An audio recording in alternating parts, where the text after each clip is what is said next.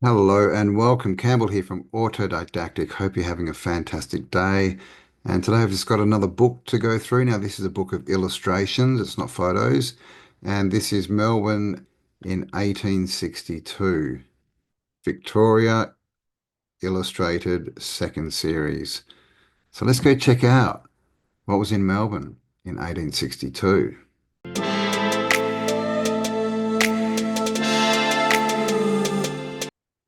All right, so here we have the first page. This is view of Point uh, Gellibrand and Williamstown from the bay, 1862.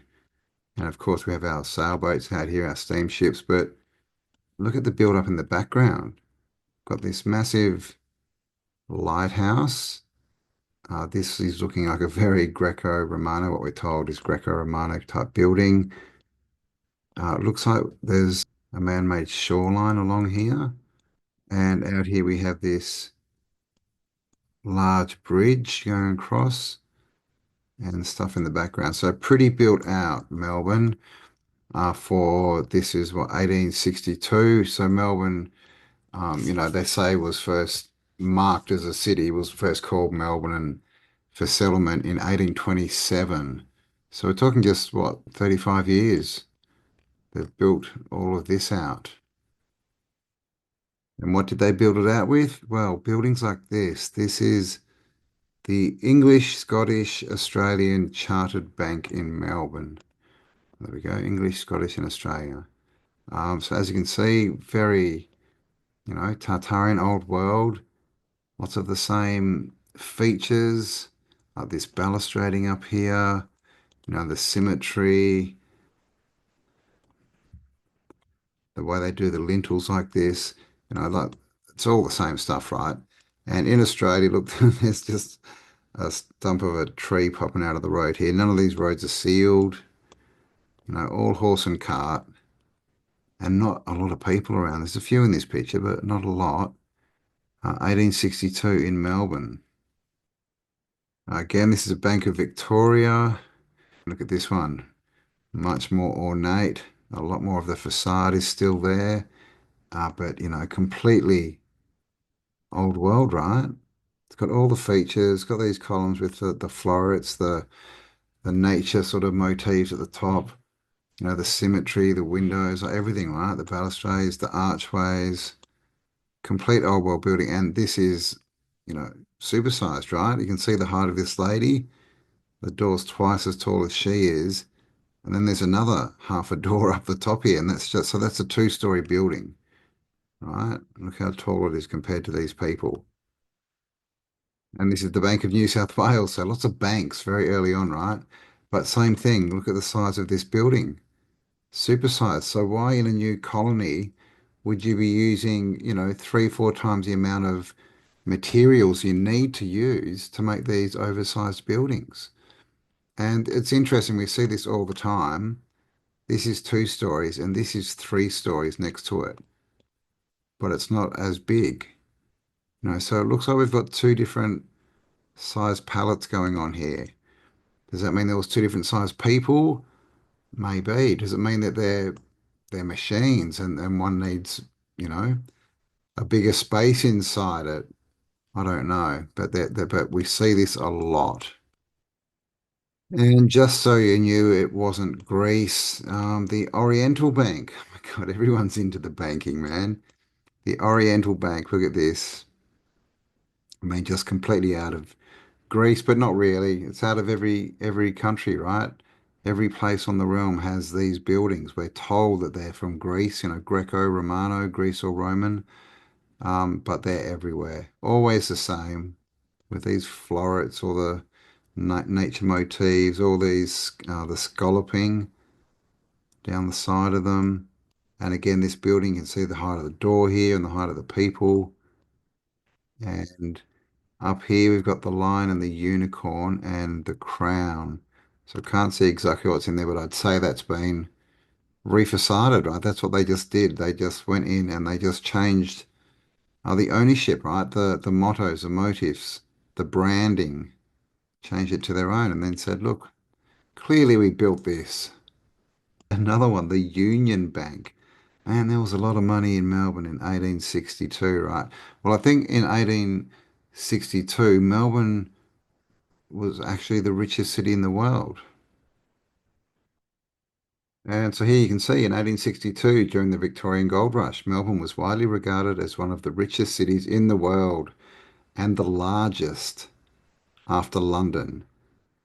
Okay, the gold rush fueled a period of extreme prosperity and population growth. So this is their narrative for how everything was built so fast and so grand, right? Is this population growth because of the gold rush. So 1862 again, Melbourne founded. Melbourne founded or 1835, even later. So that must have been the founding of the city. So here's the 1827. In January 1827, John Batman, yes, Batman actually founded Melbourne, which is Gotham City, and Joseph Gillibrand, along with others, applied for land grants at Phillip Bay, which later became the colony of New South Wales. But Port Phillip Bay is the bay off Melbourne after it became Victoria. So that first settled, basically, the first land grants were giving out 1827. But Melbourne actually founded, well, when they actually found it, right? The city, 1835. So we are talking 27 years to 1862 when it was regarded one of the richest cities in the world. Is that not crazy? Does that sound like even a possibility to you? So this was it, 1862, right? All these big buildings everywhere and banks, but no roads yet. And here's yet another bank, the London Chartered Bank of Australia. Okay, they've put their little logo up there, so clearly they built it. But same thing, right? Oversized, all the columns, all the arches, all the features, all the symmetry that we see everywhere. Already there, right? It was either already there or all this was built out in 27 years, without roads, paved roads, including putting bollards in. And another one, National Bank of Australia. This is getting crazy, right? The banks of Melbourne. And we've got a few soldiers here with their guns. Everyone like fully dressed up too in their finery. And Melbourne, well, not so much now, but they definitely used to get really quite warm down there, right? They're in a bit of a cold freeze at the moment, but everyone dressed up, right? Who's making all these amazing clothes that they're all wearing? Again, 27 years since it was, found, right? But they want us to believe it was built. And so they built all these textile factories to make clothes, right? And they're sourcing all the materials, right? All the cotton or whatever else it's made from, and dyes, and they need all the seamstresses and all this stuff. Like all this stuff in this picture takes a lot of work. And the other giveaway to me is this. All the time you see this, right? You see these masonry buildings built perfectly, perfect symmetry, amazing, but they forgot to put the veranda on them. And so you get this out the front, right? A piece of material stretched over bits of wood that are tied together. Now, don't you think if these buildings were made by these people and for these people that they would have worked out they needed a veranda, a roof coming off it, and that would have been part of the building, not just having these silly rickety wooden canvas roofs. And here's some more. Let's see, is this a bank? Oh my gosh, it is. The Bank of Australia. The Banks of Australia. Here's the Top Hat crew. Again, everyone, dressed up to the nines. Dirt roads, you can even see a bit of the dust there. And oversized buildings. Like this is a one-story building, right? It's like three times the height of that dude. And here is yet another one, the Melbourne Savings Bank. Oh, look, this guy's bringing in, no, just fruit. Thought it might have been his quarters. But this is the type of technology we've got, right? And this is the buildings they're building, right? I mean, literally, you could find a building the same as this in Europe, America, anywhere. They all have the same features, all the same building style. and said to be built by these people. And this is the level of tech we got here. All right, a little flatbed wheelbarrow, horse and cart. All right, yeah, we have all these amazing brick walls, masonry buildings, all this stuff in 27 years, by the way.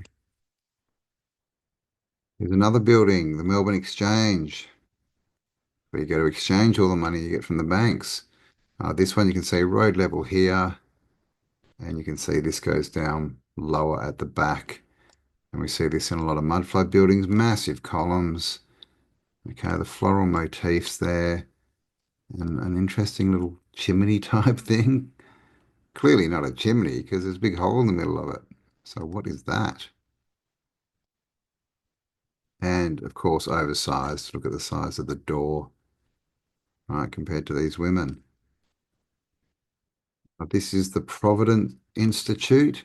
So basically a Melbourne street, right? This is again, this is 1862. And you can see wall to wall buildings. They're always like this, right? They literally butt up wall to wall, always with, I mean, I don't even have to mention it. Always the same, right? The keystones above the windows is one of the ones. The porticos is another one. These interesting lintel type things that they use. Other way, it's another way they do their arches, right? Always the arches, always the symmetry. Windows always exactly, on top of each other, wall to wall, and oversized. Again, there's a person standing here up on steps, 3 or 4 steps, and they're just above halfway.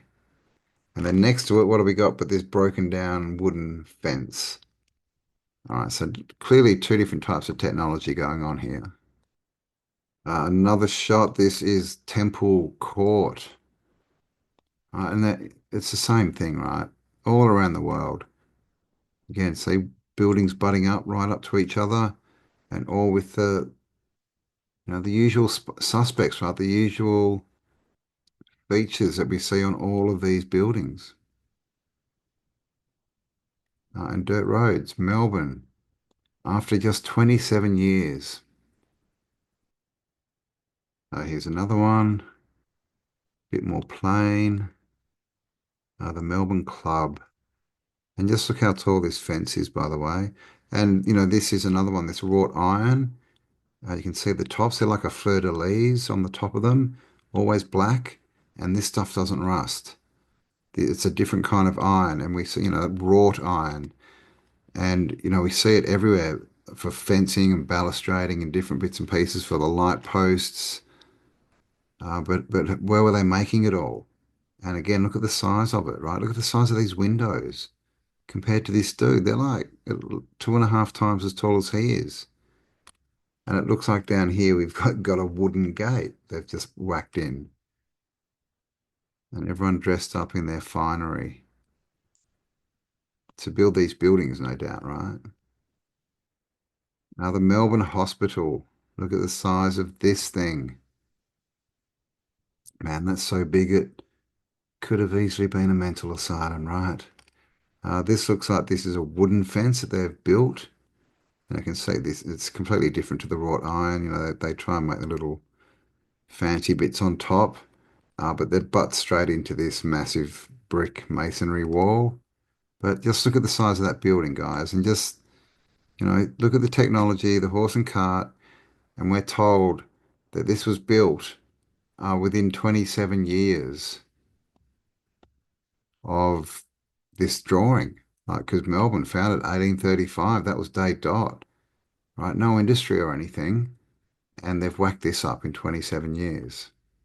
And it says here the Melbourne Regional Medical Centre, now the Melbourne Regional Hospital, opened on March the 15th, 1848. In its initial location, it was built on the corner of Lonsdale and Swanston Streets. The hospital was rebuilt in the early 20th century. Okay, so 1848. Again, what was that year that Melbourne was founded? 1835. So 1848, we're talking 13 years after Melbourne was founded, they had built this hospital, right? 13 years after the founding. And look at the size of these trees, by the way. And you can't really see how close, but they're fairly close to the building. You normally clear the land, especially with, imagine the foundation on this, a building this size. But this is what they want us to believe, that they're whacking this up 13 years after Melbourne was founded. Again, guys, with nothing, you know, that they didn't have, warehouses, they didn't have manufacturing, they didn't have quarries, they didn't know where all the, ores were, they didn't have smelting yards. It's just crazy. And, just in case that hospital wasn't big enough, they built the benevolent asylum. Of course, it's an asylum.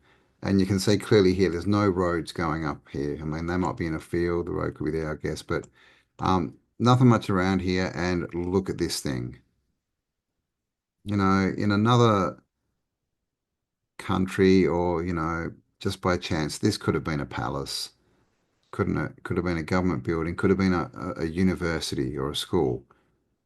It just depends what they pick, what they need, I guess. And look at the front of this, very cathedral. Looks like we've still got some antiquitech there. We've got the round cymatic window and this massive, huge structure built to lock up crazy people, apparently. And as you can see here, in 1861, Melbourne's population was approximately 126,000.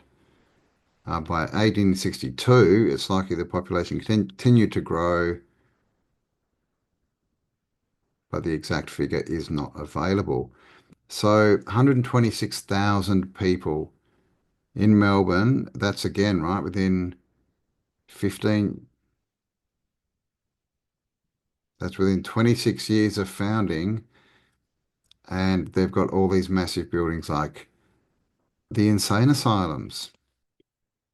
Okay, now we have the orphanages, so all the usual suspects as well, right, as far as these buildings.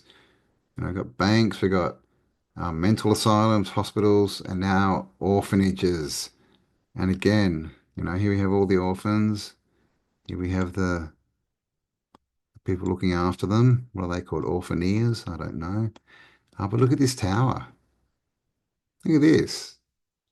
They're whacking that on the top of this orphanage, which again, pretty grand building. Like, look at how it comes out here with the windows. Very, it's got a little castle-esque veranda at the top there. It's for an orphanage. How did they build this? And again, out in the middle of nowhere, there's nothing around here. There's no roads. How were they doing this? Simple. They weren't. Yet another orphanage. Yet another orphanage. St. Vincent de Paul's in Emerald Hill. Again, dirt roads. And this Tartarian building, right? With all the arches, with all these features that are not necessary in a new colony, right? That's what, 26, 27 years old. And look at this tower. What's this tower for with this Antiquitech antenna on the top? Right? They're just taking these buildings over. They've just found them clearly. And now this is a good one. This is the Charles Hotham's monument in New Cemetery. So I guess it's in the New Cemetery. But again, start with this wrought iron, this black iron that doesn't rust, right? That we see everywhere. And look how ornate it is. It would take a long time for a blacksmith to make this fence. And then we have this monument, right? This pillar, all scallops, got the wreath here. And look at the top of this thing, right? Looks like a cathedral, right? Of course, the cross on top. Now, this could just be a fractal antenna. You can see all the bits coming out. That might just be an easy way to make them, right? And that's why they took that shape on. I'm not sure. Because we do see lots of these crosses on the top, right? Of course, we're told that it means, Christianity now, but did it really? Because look at the edges here. It's like a fractal antenna. And the old school antennas, generally they had many cross beams, right? But the same basic idea. And then this, right? This mini cathedral, or very much like a monstrance, right? With these people sitting here, we've got the the Trinity, right? This three-leaf clover shape we see a lot. Got the spires, all the stuff, all the nature motifs. And look how tall it is compared to the people. All right, they're just whacking these things up, man, because they've just got so many, manufacturers and tradespeople and artisans and materials. They've got nothing better to do. I mean, it's not like they're building a new colony or country or anything, is it? And, what is a new city without a palace? Look at the size of this thing. I mean, you can see how small the people are in the front here. Like, this is the front, this is one story. Look how small these people are compared to that. Again, if this was in, France or a different area, this could be a palace or an insane asylum, right? But I mean, seriously, look at the size of this. This is a massive building. The Collegiate Grammar School in St Kilda. And here's a bit on the Collegiate School, St Kilda, 1853 to 1860. Here's another photo, a bit of it. Collegiate School, St Kilda. It's just saying they've won some medals and stuff. Just a bit about it. But the dates given, 1853 to 1860. So I did look up, couldn't find a build date. This is kind of all I found. But we've got 1853, okay, which means that this, was there at least by 1853. So built, I mean, really, they would have had to start this 1800 to finish it. But, founded 1835. So, what, at least sort of 16, 17 years it would have had to start building it after Federation, after, after Melbourne became a city or became a place. So all this is happening very fast, and they want us to believe that they could do all this, and they can't even get close to replicating this today. Another college, St. Patrick's, again, same stuff, towers that are not needed for any particular reason, unless you got airships maybe, uh, you know, antiquities on the top, and just these massive, massive Tartarian buildings. And then out on the streets, just rubble and dirt, nothing much there, but they're whacking these buildings up. This one's just of a river, but I find it interesting, like these archways. You can see this is clearly brick, all brick, the archways of the old world. And on the other side, we've got here. So it looks like there was a bridge here that's collapsed or something because it's all masonry. And then in the middle, they've just built this little wooden walkway and called it their own. And what is a new city without an oversized cathedral? How can you have a star city if you don't have an oversized cathedral or two in it? This is Reverend Irving Hetherington's Scotch Church and Manse in Melbourne. So I'm guessing this is the Manse. Maybe that's where the priest lives. But look at this church, right?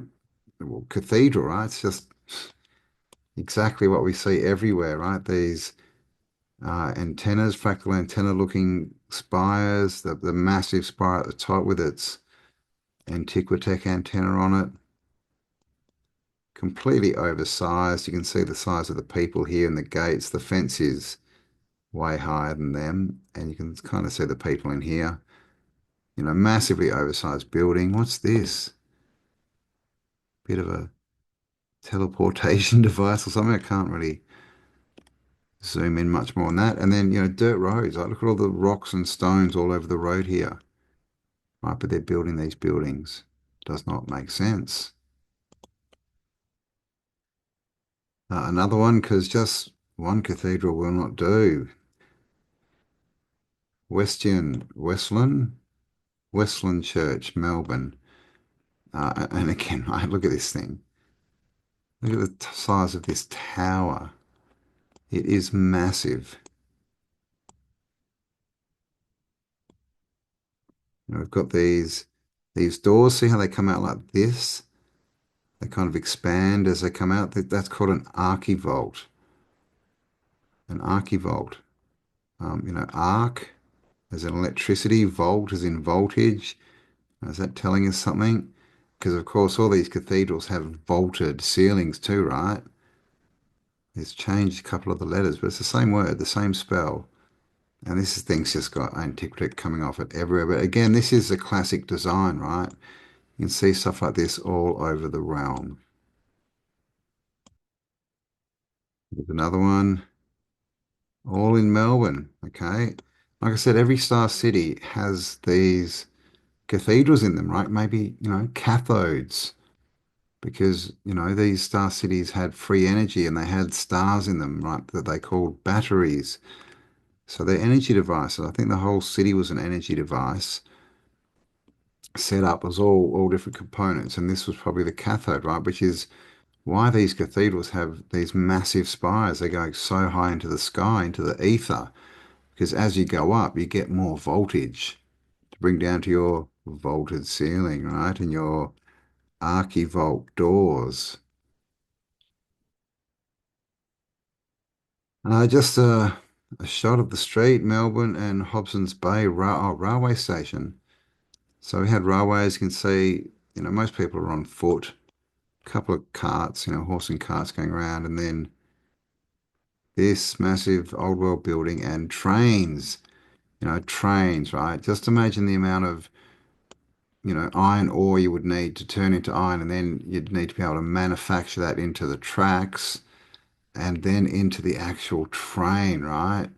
The old steam engines, which, by the way, steam engines, right? They call them steam engines. We're told they're steam engines, but they try and, weave this story that they ran on burning coal. And so they were giving off smoke, not steam. But I believe they were steam, that they were running on steam, like, and giving off steam. Like they say there's a boiler and they're boiling up the water and that gives pressure and that's how it runs. But I don't think that's how they originally worked. I think there's more to it. But anyway, just for them to have trains, right, in 6 years, 27 years, how? Who was building them? Who was building them and who was building all these light poles out of the same, right, the old world wrought iron? And why is everything oversized? The Mechanics Institution, the School of the Arts, you know, again, this building could be anywhere. But no, it's in Melbourne, 1862, just 27 years after Melbourne was founded. Or should I say after they found it? It was found dead, as Kelly says. And they just repopulated and re-inhabited with all these clothes, the gentry like dressed to the nines. And then you see I don't know, the average working class of people, probably the people that, have been taken over, they just have pretty simple clothes. But where's all this stuff coming from? Did they find warehouses full of clothing that just happened to be the right size? I don't know. I mean, look at the size of this pole to hook your horse to. It's taller than the horse. And steps going up, right? Windows in the pavement.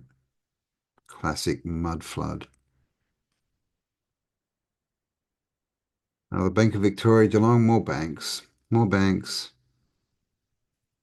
but the roads aren't any better. Just old buildings that they've found and repurposed to push, that their agenda to get their power, right? Money was one of the big things, the big tools they used to enslave us.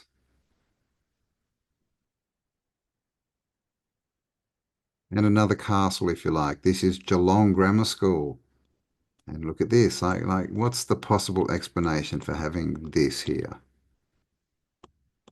Apart from it was a little airport for airships, or it was collecting free energy. I mean, it's got no point being there, right? This is a school, a grammar school, and this as well, hanging off the front. These are all features that we're told are from castles, but this I mean, it's got this around the top as well because it's castle-esque, but clearly it's not a castle as far as what we're told castles were. Castles, they explain them as like keeps, right? A big wall around and then buildings inside. But this, the wall around is the building, and then again the wooden fence out the front. And it looks it's like this road's on a bit of a slope. All right, so this can't see the bottom. It's probably going into the side of the hill as well. And this is Maylop Street, Geelong. Okay, so Geelong is not part of Melbourne. I mean, I think they kind of call it a suburb these days, but back in the day it was probably a day's travel, horse and cart. It's around the bay. So this is apart from Melbourne. They've built out Geelong. Right, look at this, the whole street full of wall-to-wall Tartarian buildings. So I have no idea why there's a bull up here in front of this massive spire. Everyone, again, like the ladies in their big dresses, the men in their suits and top hats.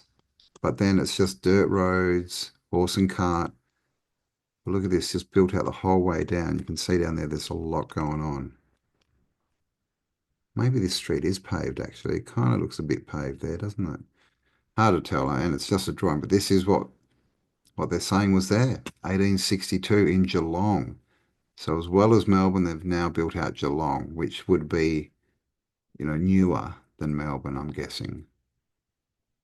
Geelong was formerly named in 1837 by Governor Burke. It was then surveyed as a town in 1838.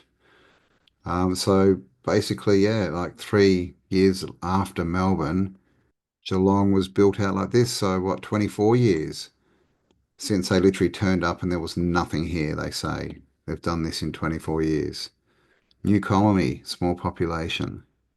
So this is Pall Mall, Sandhurst, and Sandhurst became Bendigo. So this is 1862. The story with Bendigo, and as you can see, same picture, right? Water wall, old world buildings down the street. This is a much smaller population than Melbourne, but Bendigo was where they found the gold. I think it was the first place in Victoria. And basically, they say this whole town popped up literally overnight just because someone found gold there. Gold does not get you resources when you're in a land, 6 months by boat away from any other land. Unless you know where those resources are, you're still not building these buildings. Another view from Sandhurst, Bendigo. Okay, as you can see, big old buildings up the road. Not as built out as Geelong or Melbourne, but you can see, look at this house here. This one here with a massive, veranda out the front. This more what we'd expect to see, more like a wooden kind of shack type thing, but interesting. It's built up off the ground as well, right? Mud flood anyone. Um, but yeah, the same kind of stuff, right? Not many people, dirt roads, and old world construction. Another one just to show you how built out it actually was. Another one of Sandhurst, Bendigo, looking towards the bridge.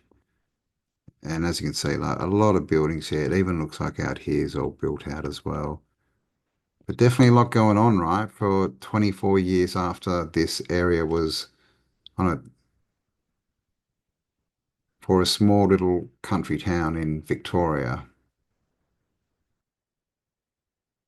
And I'll leave the link for this book below, guys, so you can go through it all. There's a couple of pictures that I haven't shown that are a bit sort of more nature-based, more interested in the construction.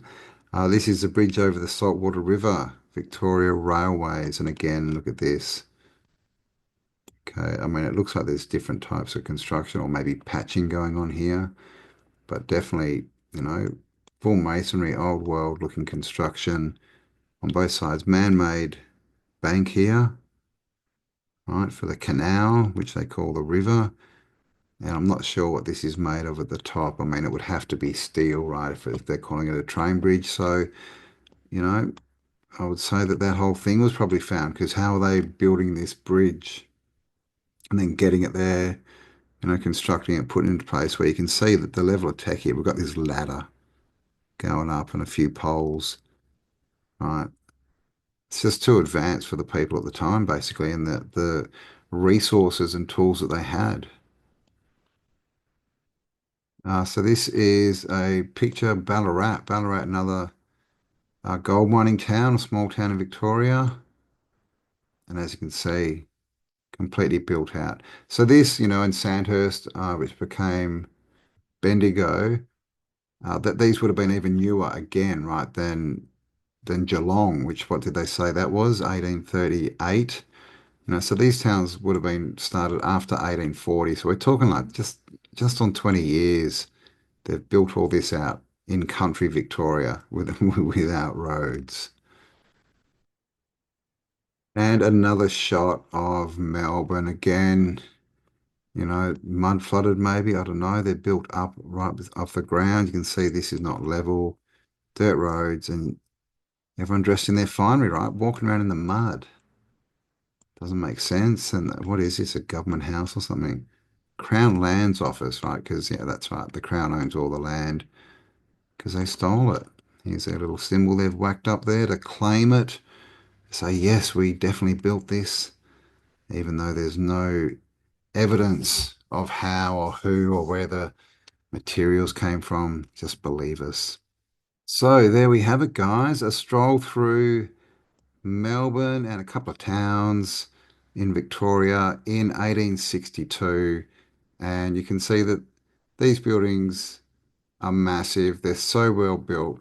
It's a technology that clearly wasn't around in Victoria in the time, plus the fact they didn't have the manufacturing set up, all the roads, they didn't have the population. So none of it makes any sense. So I hope you enjoyed that one. And of course, the world is getting crazy, guys. Lots going on.